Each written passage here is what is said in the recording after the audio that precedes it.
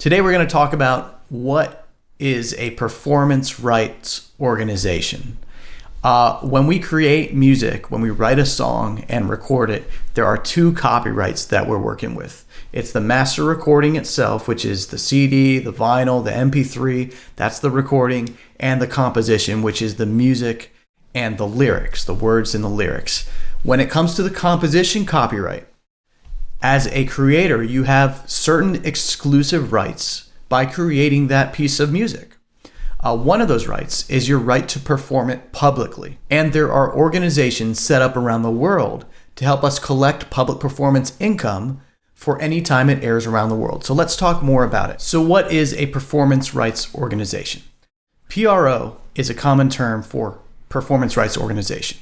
They are also called performing rights societies. That's a slang that's used in conjunction with PRO. Their primary job, like I just spoke about, is to administer and to collect public performance royalties tied to that exclusive right that you have as a creator. Anytime it airs on television, anytime it's played at a live venue, anytime it shows on your phone where it streams on Netflix or on an iPad, anytime it plays in a grocery store, and I chose that because I love that little dog there, and anytime it shows up in a coffee shop or a Home Depot, wherever it is publicly that your song is performing, it's these PRO's job to collect for you. In the USA, there are 4 performance rights organizations as of today: ASCAP, BMI, CSAC, and GMR, which stands for Global Music Rights. Most writers join ASCAP and BMI, American Society of Composers, Authors, and Publishers is ASCAP. BMI is Broadcast Music Incorporated. The only requirement is that you have one song published, and all that means, don't get too concerned about that word publishing, that used to confuse the heck out of me. All it means is that one of your songs is publicly available for public consumption on Spotify or on Apple Music or on Amazon. Technically on your website is publicly available. So all you need is one song published and you can join ASCAP or BMI.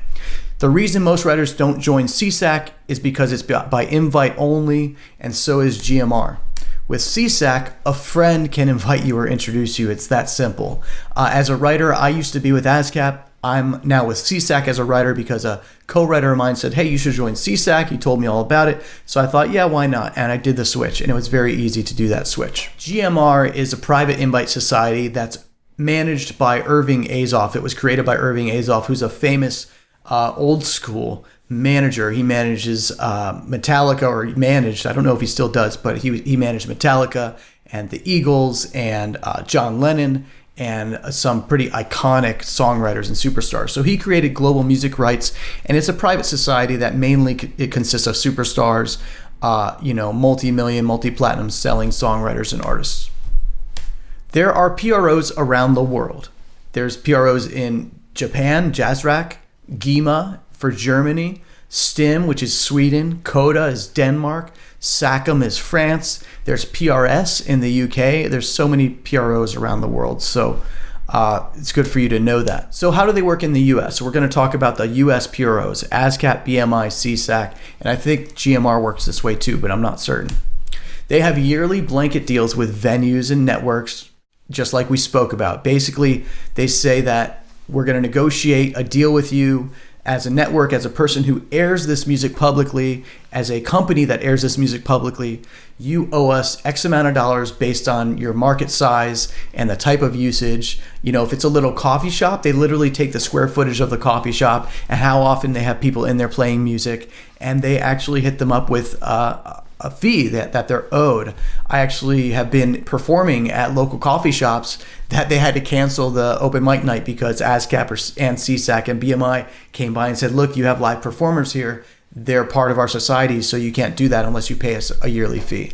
So the coffee shop had to stop doing open mic. But that's just the reality of the situation, is that there's a copyright that's due to your public performances. So their job is also to police the local venues, much like an IRS auditor would, and require them to pay into the society so that they can distribute that income to you.